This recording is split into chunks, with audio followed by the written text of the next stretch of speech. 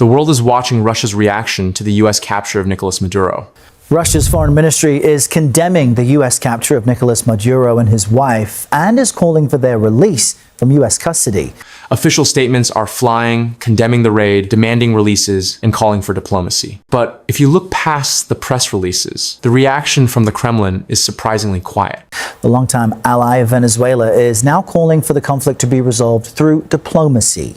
Let's discuss this with Nina Crusheva. She's a professor of international affairs at the New School and is the great-granddaughter of former Soviet leader Nikita Khrushchev. Why isn't Putin making a bigger scene about losing one of his key allies in the Western Hemisphere? According to Nina Crusheva, an expert in international affairs, Russia is subdued for one massive reason: buyer's remorse. You just had a piece on Venezuelan oil. A lot of it was Russian bailing out. Ross Neft was very big into sort of supporting the failing oil business over there. So Russia is almost ready to lose the money. So there's a questions to Putin is that why are we the Russians, why the Russians are investing into the regimes that really were very shaky to start with. Over the years, Russia pumped an estimated $17 to $20 billion into Venezuela. This wasn't just charity. It was a strategic bet by Russian giants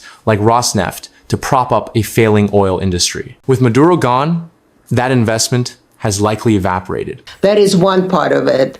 But they're ready. They're condemning, but they're not really. And Trump said correctly that Russians are not going to have a big stink about it.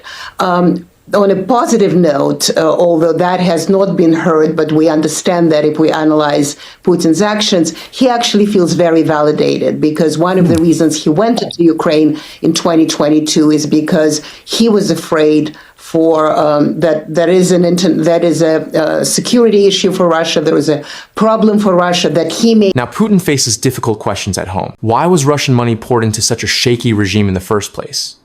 He's not fighting for Maduro. He's quietly cutting his losses on a bad business deal. But here's the twist. While Russia lost money, Putin paradoxically feels validated. For years, his biggest paranoia has been that the US seeks to topple regimes it doesn't like, including his own. Khrushcheva argues that Putin sees this US operation as proof that might makes right. His logic is dark but simple. If the US can unilaterally strike Venezuela to protect its interests, he believes his invasion of Ukraine was necessary to stop the West from eventually doing the exact same thing to him. Be taken out because Joe Biden didn't like him. So now he says, look, if America does it to Maduro, they could have done it to me. Also, the might gives the right. So Trump had the might, he went in, I have the might, I go against Ukraine. In his mind, the raid proves that in this world, only the strong survive. However, there is a sting in the tail. While Putin feels philosophically validated, he is being militarily humiliated. President Trump noted that the US operation took 30 minutes. Compare that to Putin's special military operation in Ukraine, which was supposed to capture Kyiv in 3 days, but has dragged on for years. Trump even referred to the Ukraine conflict as a primitive war. This highlights a massive, embarrassing gap in capability.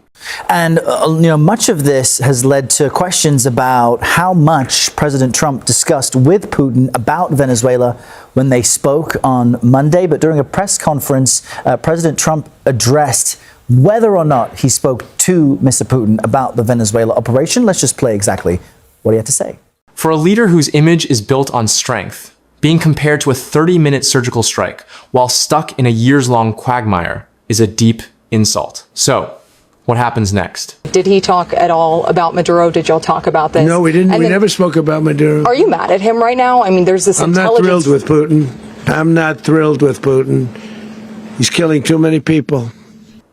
Don't expect Russia to back down or negotiate more easily. This operation has cemented the Kremlin's belief that Western leaders cannot be trusted.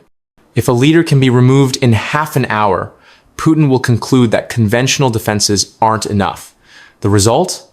Russia will likely dig in deeper, relying even more heavily on their nuclear arsenal as their only true insurance policy against American intervention.